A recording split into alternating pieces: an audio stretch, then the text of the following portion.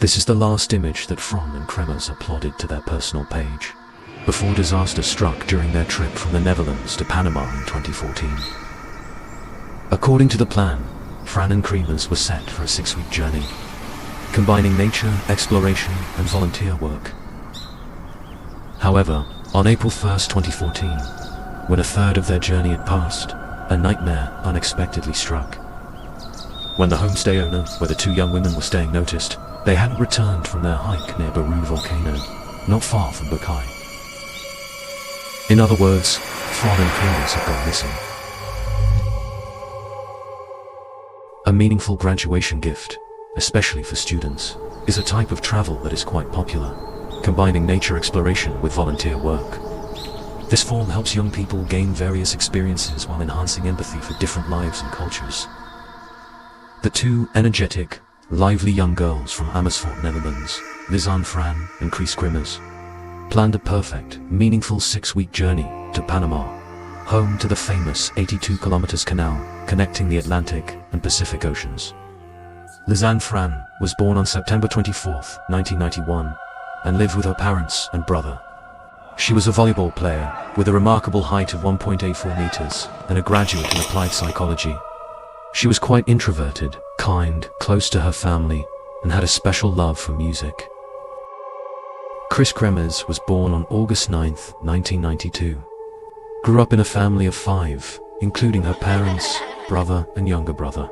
She was an outgoing, lively girl who was studying art education at Ada University, Deventer, Netherlands. Fron had never traveled beyond Germany, whereas Kremers had fallen in love with South America after a family trip to Peru.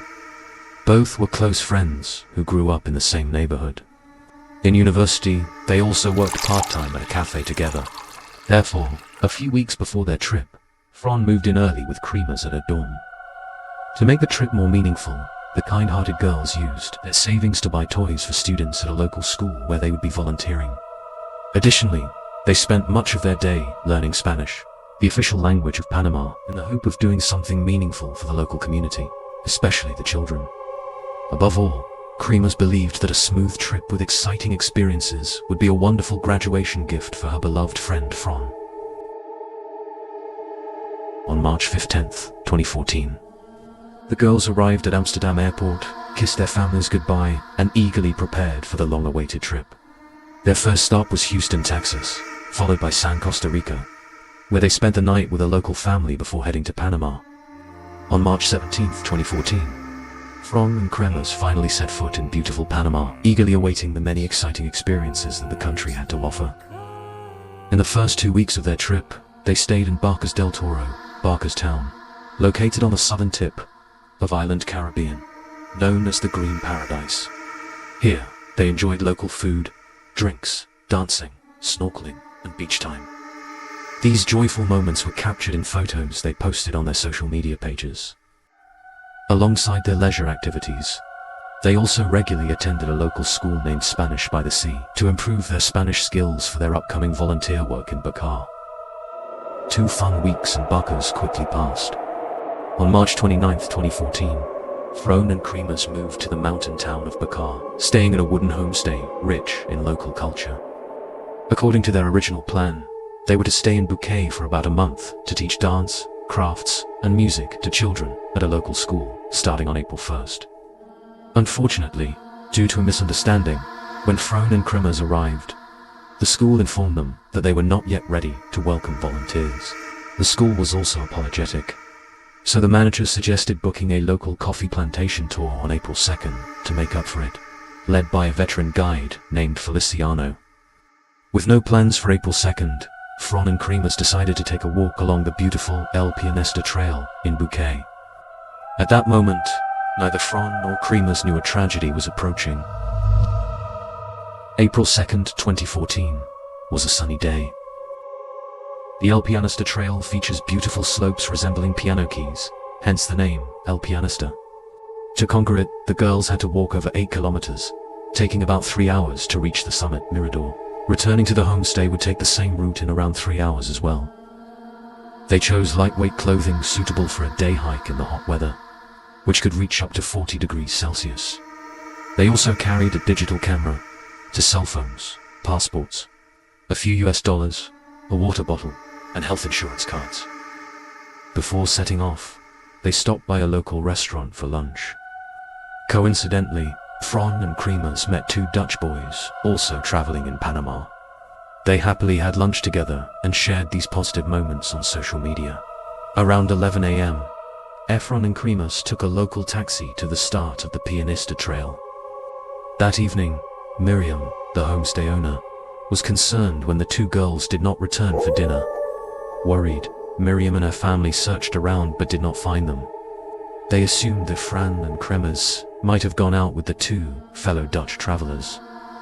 Eventually, Miriam decided to wait until morning, believing that the girls would remember their appointment for the coffee plantation tour. On the morning of April 2nd, the guide Feliciano arrived at the homestay to prepare for the scheduled coffee plantation tour. At that point, Miriam began to feel that something was wrong. A fearful thought crossed her mind, and she immediately called the police.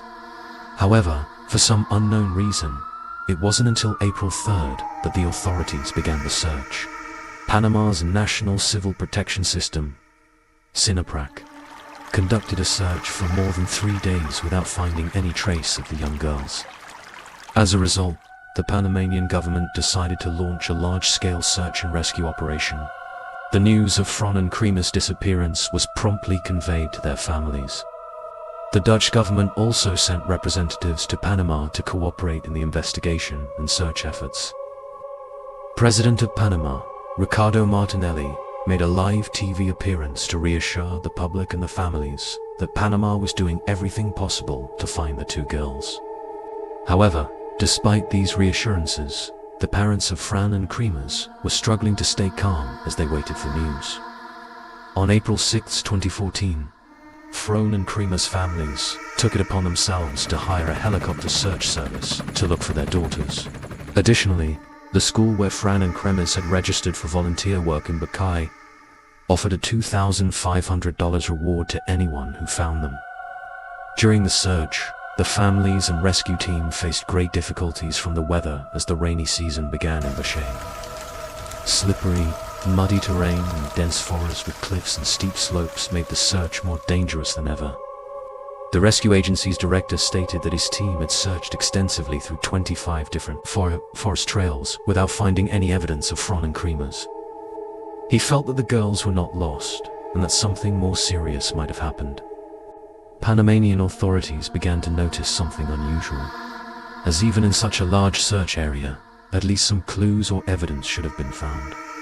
Unless the two female tourists deliberately fled or hid, but surely they had no reason to behave strangely like that. Eventually, due to the prolonged period of disappearance more than 10 weeks, the Special Task Force decided to switch to a criminal investigation instead of a missing persons case. Shortly after issuing a broad investigation notice, the police unexpectedly received a report from a woman about a trace of Fron.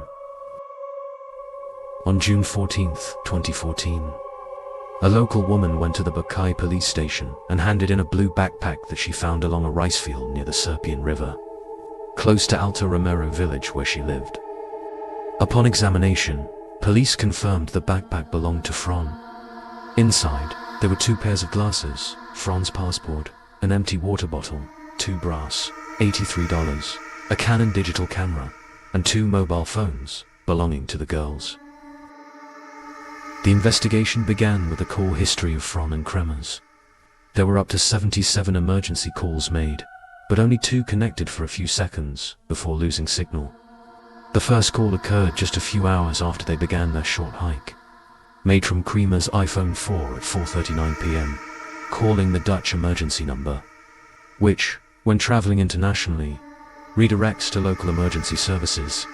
About 10 minutes later, the second emergency call was made. Fron used her Samsung Galaxy S3 to call at 4:51 p.m., but unfortunately, both calls failed to connect.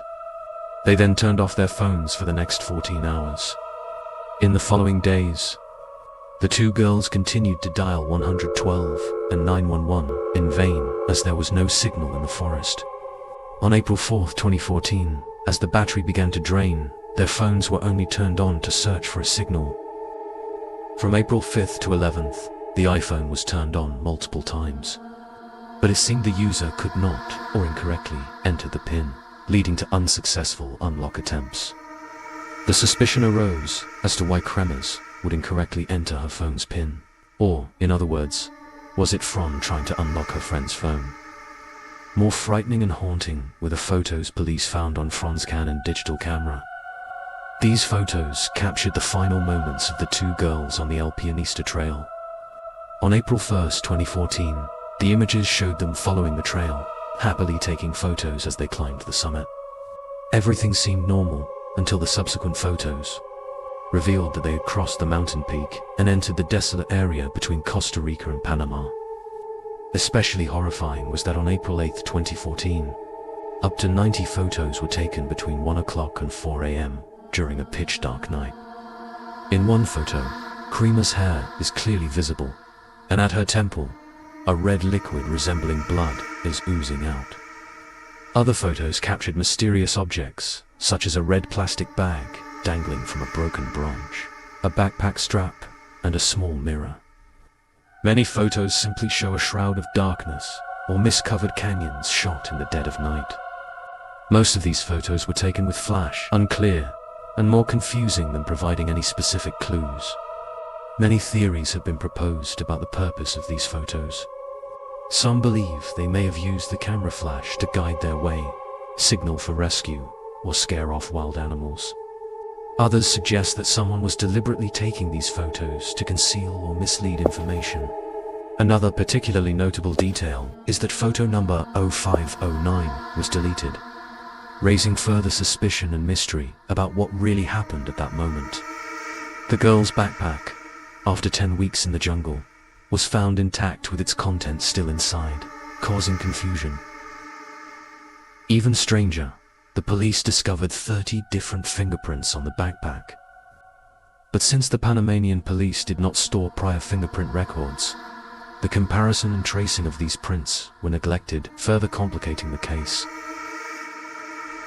After receiving the investigation results, Fron and Kremer's parents decided to increase the reward to $30,000, as they suspected their daughters had been harmed by someone or a group. It's unimaginable that two young, weak girls were trapped in the jungle for a week without food. The surrounding darkness and the sounds of wild animals must have been terrifying. There could have been confusion, panic, or even despair as each day passed, surrounded by the jungle and dangerous animals. At that time, all who cared for and loved Fron and Kremers kept praying, hoping for a miracle. 2 months later, just when everything was still at a standstill and all search efforts seemed futile, Fron and Kremer's parents received a fateful phone call from the Panamanian police. The voice on the other end of the line plunged them into despair. Just days after finding Fron's backpack, the Panamanian police conducted new searches along the river. 2 months after the incident, a representative from Panama's National Civil Protection System, SINAP, made an important announcement. Part of the girls' remains had been found. The person who discovered the remains was none other than a local tour guide who found them near the Rio Calabria area. Strangely, this guide was the same one who was supposed to take them on a coffee plantation tour on April 2nd, the day the two girls disappeared. This information shocked everyone. When Fron and Kremer's parents received the tragic news, they were in such disbelief that they couldn't accept the horrifying reality before them. As the truth of what happened slowly emerged, it only deepened the wound in the hearts of parents, desperately holding on to the faint hope that their children might still be alive. The unimaginable pain of such an irreversible loss overwhelmed them. The forensic examination revealed that half of a pelvic bone belonged to Kremers, while a foot, found inside a hiking boot with disintegrated bones, belonged to Fron. Additionally, 33 other bone fragments discovered along the riverbank also belonged to the two unfortunate girls. While Fron's bones were relatively intact, Kremer's bones were strangely white, as if bleached. If the bones had only been exposed to the elements, they shouldn't have had such an abnormal white hue, raising suspicions. This became more puzzling when considering that 10 Dutch scent dogs searched tirelessly for 9 days but found no trace. How could the guide, with just ordinary sight and smell, find the remains so quickly? This raised questions about the transparency of the investigation. Despite objections and doubts from the public, Panamanian prosecutors officially declared that Fran and Creemers had gotten lost in the jungle, accidentally fallen into the river, and suffered fatal injuries from being hit by rocks. Was there a mistake in the investigation? With this declaration, the case was officially closed. However, the victims' families and the Dutch government completely rejected this conclusion. They were shocked and outraged, believing there were too many unresolved issues, from witness testimonies to physical evidence.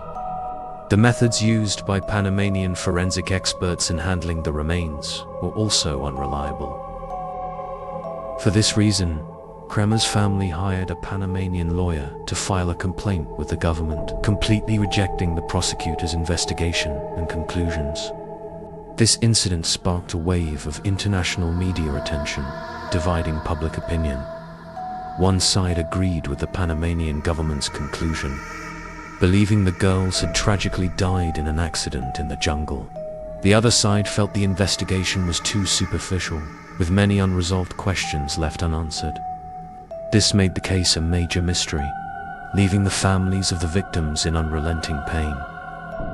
In the complaint, the victim's lawyer, Chris Creemers, listed points against the investigators, accusing them of mishandling forensic evidence and ignoring certain clues, implying a weak and careless investigation. First, we need to analyze the strange behavior of those involved, which was ignored by the Panamanian police. The first key witness was a taxi driver named Leonardo Mustino. He claimed to have driven Fran and Creemers to the start of the El Pianista Trail at 1:40 p.m. However, this directly contradicted the police investigation, which stated the girls took their first photos on the trail at 12:03 p.m., nearly 2 hours earlier. This time difference raises many unanswered questions. Was there a mistake in the police investigation? Or was the taxi driver's testimony flawed? Could the girls' camera clock have been set incorrectly? Or did the taxi driver remember the time wrong? Or is there an undisclosed truth that makes the entire story even more unclear? Second, locales near the start of the El Pianista Trail stated they met and spoke with Fran and Creemers that day. Residents warned the girls about the dangers of exploring the trail alone and advised them to hire a local guide for safety. However, according to their testimony, Fran and Creemers reassured them that they had received instructions from a guide named Feliciano and felt everything would be fine. If this statement from the girls was true, it raises a major question. Why didn't Panamanian police focus their investigation and expand the search on the El Pianista Trail earlier? The fact that the girls had received instructions from a professional guide should have been an important lead, as it indicates they were somewhat prepared for their trip. However, the initial search process seemed to overlook this area, making the explanation of the disappearance and the subsequent tragedy even more confusing. This caused public doubt about the police's approach and search strategy, raising questions about the thoroughness and accuracy of the investigation. Third, another notable detail concerns Ellen, who was in charge of the school where Fran and Creemers planned to volunteer, along with Feliciano, the would-be tour guide. Both claimed that when they couldn't reach the girls, they decided to go to the homestay team, where Fran and Creemers were staying. Surprisingly, the host, Miriam, allowed them to enter the girls' room and stay there for 30 minutes, unsupervised. This led to many suspicions, as no one knew what Ellen and Feliciano did in Fran and Creemers' room during that time. Did they search the belongings, or look for something specific, or could they have destroyed important evidence related to the girls' disappearance? Even more strange, the police took no further action to investigate Ellen and Feliciano's behavior and true intentions during this critical time. What might have been missed during this mysterious period? Could some evidence have been erased or altered, leaving us with questions that may never be answered?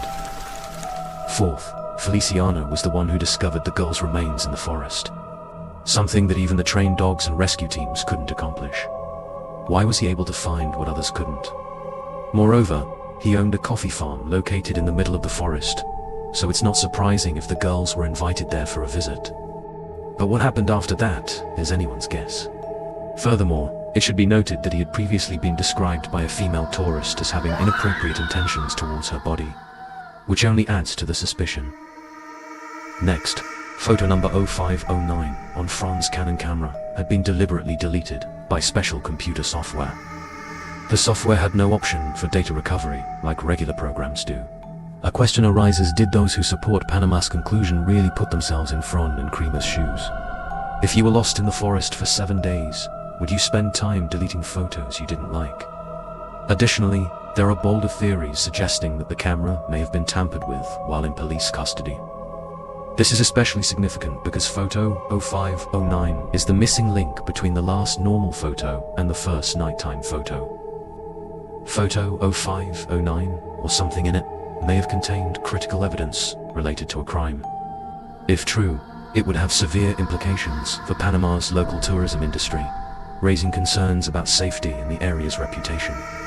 After all, the ongoing controversies, many years have passed, but the critical questions remain unanswered. What really happened to them on the El Pianista Trail? Was it an accident, or was there a criminal element involved? The international community, especially Creamer's and Fran's loved ones, continue to hope that one day the truth will be revealed, bringing justice and closure. However, until now, their disappearance remains one of the biggest mysteries, reminding us of the inherent risks in life. This truly makes us more cautious, never to be complacent in any situation. Life is full of surprises, and the worst factors can come upon us without warning. Therefore, this story serves not only as a reminder of personal safety, but also as a lesson in always being vigilant and prepared for the unexpected. The case of a victim's body with missing organs. The collected body parts weighed only 16 kilograms. Malta, a small island nation located in the heart of the Mediterranean Sea, is not only famous for its majestic natural landscapes, pristine blue beaches, but also captivates with its perfect blend of ancient traditions and modern lifestyles. Its vibrant festivals full of color, ancient cities with grand architecture, and priceless cultural heritage have made it a sought-after destination for tourists from all over the world. However, hidden beneath this idyllic beauty are dark secrets that not everyone knows. Malta is also a land rife with brutal and notorious criminal gangs involved in illegal activities feared by many. Countless mysterious deaths and tragic cases with unclear causes have left the people living in constant fear, as their lives are shadowed by a sense of dread. One of the most horrifying cases occurred in July 2016, when a body was found in a shocking condition. The brain and all internal organs had mysteriously vanished, leaving only 16 kilograms of remains. This case terrified all of Malta. The victim of this case was Mike Mansholt, a young German tourist who was only 17 years old. Mike was a lively and energetic young man with a passion for travel, enjoying his trip exploring Malta before returning to Germany. According to the plan, July 22, 2016, was the day Mike would return home after a long vacation in Malta. His mother, Susan, arrived early at Bremen Airport, eager and excited to see her son again. However, that reunion would never happen. Although Mike's flight landed on time, he was nowhere to be seen at the gate. At first, Susan tried to remain calm, thinking he might have changed his schedule or encountered a minor issue. But as time passed and there was still no sign of Mike, her anxiety grew. Matters became worse when she continuously called her son, but his phone was switched off. Fearing the worst, she immediately called her husband, Bernd Mansholt, to inform him of the situation. That night, the entire family frantically tried every way to contact Mike's acquaintances in Malta, but all efforts were futile. No one knew where Mike was, nor had any information about his whereabouts. The next morning, on July 23, 2016, The family officially filed a missing person report with the German federal police and quickly contacted the Maltese police, hoping to find some clues about their son. Upon receiving the notification, the Maltese police quickly launched a wide-scale search, particularly in the places Mike had visited. Bernd and Mike's brother, Daniel, also flew to Malta to assist in the search and help with the investigation. From here, the story of Mike's trip to Malta began to unravel with notable details. Mike was born into a family with a great passion for travel and exploration. This passion gradually inspired Mike, and from a young age, he always desired to experience new and unfamiliar places. After graduating and landing his first job, Mike used the money he earned to fulfill his dream of traveling. In July 2016, he decided to choose Malta as his next destination, not only to satisfy his love of exploration, but also to pick up his girlfriend. On July 8, 2016, Mike arrived in Malta and rented a room at a small hotel located on the eastern side of the island. For a week, he and his girlfriend enjoyed a relaxing and memorable holiday there. Everything went smoothly and peacefully until Mike's girlfriend left Malta on July 17th to return to Germany. Instead of following the original plan to return with her, Mike decided to stay a few more days to continue exploring the island. Particularly drawn to archaeology and fascinated by the ancient catacomb systems in the city of Rabi. On July 18, 2016, Mike decided to leave the hotel at 10 a.m. to embark on a solo exploration trip. He rented a mountain bike, equipped with a small camera, to record moments from his journey. However, when the rental time for the bike was up and Mike hadn't returned it as scheduled, the bike shop owner became concerned and reported the situation to the police. At first, the Maltese police were not overly concerned, thinking Mike was simply an enthusiastic tourist who had become engrossed in exploring new places. However, the situation changed when the German police contacted them to report that Mike had officially been declared missing. At that point, the Maltese police began taking the case seriously and actively launched an investigation. All attempts to contact Mike failed, with no response from him at all. On July 26, 2016, 8 days after Mike mysteriously disappeared, the Malta police received an anonymous message reporting that a body lay under the Dingley Cliffs, one of the highest points in Malta. The police quickly arrived at the scene and confirmed that the body was Mick Mansholt. Bernd and Daniel, Mike's father and brother, were present in shock to witness Mike's scattered remains being collected. Mike's personal belongings, such as his backpack, wallet, phone, and credit cards, had mysteriously disappeared. After an autopsy, the Malta police initially concluded that Mike had died in an accident, likely falling from the cliffs while cycling. Mike was passionate about photography and always carried filming equipment, yet none of it was found at the scene. When Mike's father went to the morgue, a staff member revealed that Mike's body showed no signs of broken bones, contrary to the initial claim of a fall from a great height. Despite the unusual details, the Maltese authorities maintained that Mike's death was an accident. Bernd questioned the locals, but most remained silent, as if they knew something but couldn't speak. On August 17, 2016, Mike's family brought his body back to Germany, coincidentally on his 18th birthday.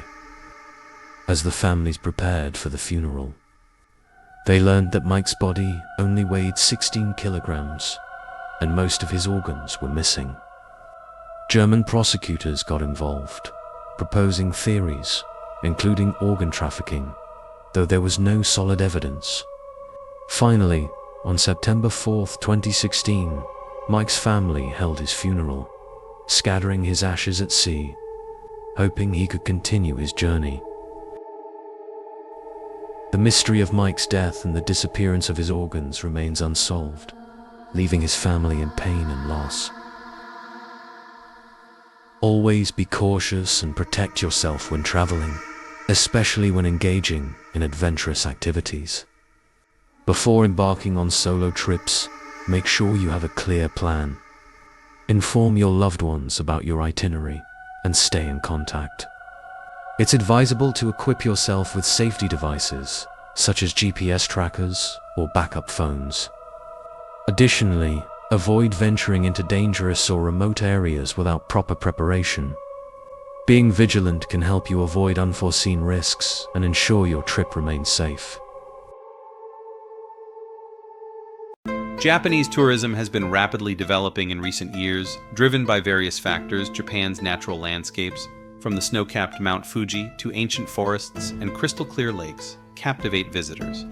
Japan boasts unique cultural heritage, including ancient temples, colorful festivals, and refined tea ceremonies.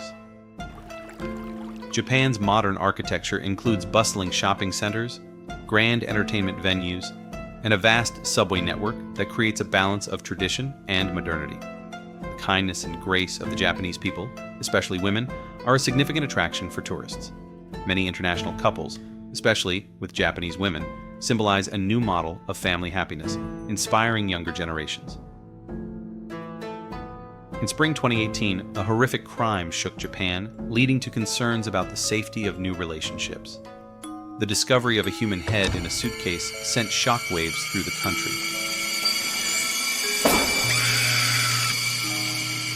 Saki Kondo was a 27-year-old woman from Himeji, Hyogo Prefecture, living with her mother, brother, and grandfather. While her father frequently traveled for work abroad, Saki's family often traveled to Thailand to visit her father, enjoying these rare moments of family reunions and exploring new destinations together. Through these family trips, Saki discovered her passion for travel and dreamed of visiting countries in the West to expand her horizons. To achieve her dreams of traveling the world, Saki focused on mastering English, the global language, and worked diligently throughout her schooling. After graduating, Saki became an interpreter at a factory in Sanda, where she quickly established herself due to her proficiency in English and professional work ethic. Despite living away from home, Saki maintained a close bond with her mother, calling her every day. To check in, Saki was always cheerful and open with everyone at work, known for her friendly personality and willingness to help others whenever possible. Saki's fluency in English allowed her to interact with foreigners both at work and in everyday life, gaining affection from those around her through her friendly and polite demeanor. Saki's life, from work to personal relationships, flowed smoothly. Earning the admiration of those around her, Saki harbored a strong desire to travel the world, believing that each trip would broaden her horizons and allow her to experience new cultures. To achieve her travel dreams, Saki decided to join the international dating app Tinder, hoping to meet someone who shared her love for exploration. On February 17, 2018, Saki's mother reported to the police that she had been unable to contact her daughter for 2 days, which prompted the police to launch a search. Saki's absence from work for 2 consecutive days raised concern among her colleagues, who knew her as someone punctual and responsible. The police quickly launched an investigation after receiving reports from both her mother and her employer, as Saki's disappearance was unusual. Saki had told a close colleague that on the afternoon of February 15, 2018, she was meeting a man named Jack, someone she had connected with on Tinder. Noticing this could be a significant clue, the police quickly checked the CCTV footage from areas Saki may have passed through. Through the footage, police discovered that Saki appeared at the train station that afternoon, boarding a train right after her shift and heading to Morino Station in Osaka. Late at night on the same day, Saki was also captured by another camera as she got off the train at Morino Station.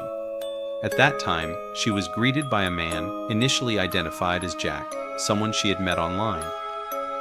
The two talked for a while at the station, displaying affectionate gestures like a couple. Checking further CCTV footage, the police discovered that Saki and the man entered a nearby hotel. However, what was concerning was that after Saki appeared on the hotel's CCTV, there were no further images of her recorded. The police found no trace of Saki afterward, making her disappearance suspicious. Each time he was seen exiting the hotel, the man was alone, and he consistently covered his head with a hat and wore a white mask, making it impossible for the police to identify him. The police also observed that Jack wore black pants and shoes, and every time he returned, he carried something small but noticeable. The hotel was operating illegally, with no official registration or documentation, meaning they did not require guests to provide identification. Therefore, the true identity of the man known as Jack remained unknown. The police continued searching through CCTV footage across the city and eventually spotted the man, believed to be Jack, in various locations. However, Saki seemed to have mysteriously disappeared. The footage recorded no further trace of her after she last appeared entering the hotel with Jack. On February 22, 2018, a week after Saki Kondo's disappearance, the police finally apprehended the suspect at a hotel in Nara. The man was Yevgeny Vasilievich Bayraktar, an American tourist. Preliminary investigation provided enough evidence to confirm that Bayraktar was the mysterious man who met Saki. Before her disappearance, Bayraktar was born in Odessa, Ukraine. His mother was Ukrainian and his father, a Bulgarian doctor. When Bayraktar was a child, his parents divorced. His mother then met an American engineer named Benny through social media. Benny flew to Ukraine, bringing Regina and Bayraktar to Texas, USA. Regina remarried Benny when Bayraktar was only 9 years old. Although Benny treated Bayraktar like his own son, Bayraktar had no intention of forming a close relationship with his stepfather. From a young age, Bayraktar was very attached to his mother and had little contact with outsiders. Therefore, as he grew older, he became a reclusive young man with no friends, spending most of his time at home with his mother. Benny recalled that if there was a dish Bayraktar didn't like during dinner, his mother would immediately stop eating and cook something else, even though the family was not well off. The relationship between Bayraktar and his mother was extremely close, making it difficult for Benny to form a bond with his stepson. After remarrying, Regina became a U.S. citizen and continued her studies with the goal of becoming a licensed nurse in the United States. After much effort, she achieved her goal. Seeing his wife happy with her new career, Benny also felt content. However, one day, Regina and her son, Bayraktar, suddenly disappeared. Benny tried to search everywhere, but in vain. It wasn't until he received a letter from Regina that, instead of the loving words he had hoped for, the letter contained a divorce request. Regina admitted that she had never truly loved Benny, but only used him to obtain U.S. citizenship. After becoming a citizen, she left Benny and took her son to Long Island, New York, where she quickly found a job as a nurse. In Long Island, Regina started a new relationship and was preparing to marry. However, as she was preparing for the wedding, she realized that she was still legally married to Benny, so she sent a letter requesting a divorce to resolve the issue. After reading the letter, Benny felt angry at being used, but also relieved to finally see Regina's true colors. He was ready to sign the divorce papers to end all ties with this woman. Regina later successfully divorced and married her new boyfriend, starting a new life. At the end of January 2018, Bayraktar received a long-term tourist visa, allowing him to stay in Japan for 90 days. As soon as he got the visa, he quickly prepared and set off for the country. Regarding the case involving the disappearance of Saki Kondo, based on the information gathered, the police suspected that Bayraktar might have intentionally approached her due to his obsession with Japanese women. On February 22nd, police questioned Bayraktar, but he denied all accusations, claiming he didn't know where Saki was and refusing to provide more information. Saki's disappearance was strange, as she couldn't have left the hotel without being captured by security cameras. The police continued to search for clues through previous CCTV footage at the hotel where she had entered with the suspect. Despite a thorough search, they found no belongings of Saki or any suspicious traces. However, the police began to notice some unusual behavior from Bayraktar. In the recorded footage, Bayraktar repeatedly entered and exited the hotel, carrying suspicious items. Notably, he left the hotel with a large travel bag. The police suspected that something bad might have happened to Saki. They then requested search warrants for every hotel Bayraktar had visited, but found no clues. Another strange point was that Bayraktar often chose to stay at unlicensed hotels. This raised more suspicion, as foreign tourists typically choose luxury hotels, or, at the very least, legal budget hotels. The investigation continued until the police arrived at a hotel about a 6-minute walk from the train station, a place similar to the previous hotels Bayraktar had chosen. This hotel was quite cheap, costing around 20-30 yen, just over 14 USD per night, with the clientele mainly being laborers. When questioned, the hotel owner said that a few days ago a foreign man had rented a room and brought a large suitcase. The foreign man's appearance surprised the owner, as no foreigners had ever rented a room there before. After the foreign guest left, the room he stayed in had a very bad smell. The closer the owner got to the room, the stronger the smell became, scaring them away from opening the door to clean it. Upon receiving the information, the police quickly arrived at the room where Bayraktar had stayed. The room was small, only about 6'5" square meters, enough for one person. When they opened the door, the air conditioning was still on, chilling cold, and a strong odor of deodorizing chemicals filled the room.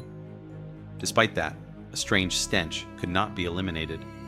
In the empty room, there was only a suitcase left in the middle of the floor. A policeman approached and slowly unzipped the suitcase. As soon as the suitcase was opened, the police could not believe what they saw. Inside the suitcase was the body of Saki Kondo, the girl who had been missing for 10 days. With irrefutable evidence, the police interrogated Bayraktar again. This time, he had no excuses and admitted his crime.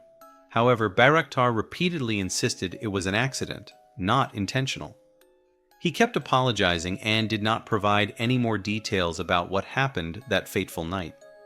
To charge Bayraktar, the police needed to examine his phone. Despite him deleting all social media accounts and Tinder, the police were able to recover disturbing data. Aside from his normal life, Bayraktar led a double life with a perverse nature. He used Tinder to befriend and lure Japanese women. As of his arrest, excluding Saki Kondo, Bayraktar had met with over 10 other women. Bayraktar didn't just want to chat, but desired much more, especially sex. On February 12, 2018, Bayraktar chose a small inn in Osaka. He used Tinder as usual and matched with a girl who appeared innocent. That girl was Saki Kondo. Thanks to Saki knowing English, the two could easily communicate and found common ground. After repeatedly declining to meet due to work, Saki finally agreed to go to Osaka to meet Bayraktar. They met at Morinomiya Station after work on Thursday, February 15, 2018. Saki was surprised when she met Bayraktar in person because he was very different from his Tinder profile picture. However, he behaved kindly and charmingly, lowering her guard. They had a pleasant conversation and returned to the inn together. Saki didn't intend to stay long as she had to work the next morning. However, that night, she was unable to return. During the investigation, the police discovered that Bayraktar had dated many other Japanese women at the same inn before meeting Saki, but they had all safely returned. Only Saki was his victim. After days of interrogation, Bayraktar confessed that he had used a saw to dismember Saki's body, but remained silent about what happened that night. The Osaka police expanded their search around the inn where Saki Kondo was last seen. In remote, rarely frequented areas, they found signs of unusual digging. The police immediately conducted a thorough investigation and found Saki's arms. They didn't stop there. soon discovering her torso in another nearby location. On the same day, another search team in Kyoto found her legs buried in a hidden area. The discovery left Saki Kondo's family in utter shock, unable to believe that a kind, gentle girl had met such a tragic end. The autopsy revealed that the cause of Saki's death was suffocation. Nevertheless, Bayraktar continuously refused to disclose details of what had happened on that fateful night. He kept repeating that Saki's death was an accidental mishap and that he had no intention of killing her. The police continued their investigation, but Bayraktar did not offer any specific explanation for his cruel and terrifying actions. According to police speculation, on the day of the incident, it is likely that Bayraktar became angry when Saki Kondo wanted to leave earlier than he had planned. Perhaps he expected more from Saki, but was rejected, causing him to become enraged. During a struggle, he accidentally suffocated her, leading to her death. After realizing that the girl had stopped breathing, he was in extreme panic. However, shortly afterward, he regained composure and began taking actions to conceal his crime. He quickly turned off the victim's phone and deleted all social media accounts, including messages between him and Saki, as well as other related information. Not only that, he searched for keywords related to body concealment. On February 16, 2018, the day after the incident, he left the inn with a large bag which contained a saw and various deodorizing chemicals, just as he had researched online.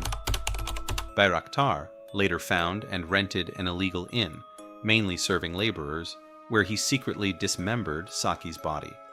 Over the next few days, he frequently traveled between the mountains of Osaka and Kyoto, gradually disposing of the girl's body parts. Although he tried using many deodorizing chemicals in the room to hide his crime, none were effective enough. The police had gathered enough evidence of his crime, but he remained silent and kept repeating his apologies. One thing that made the police suspicious was that 10 days had passed between the murder and when they found the suitcase.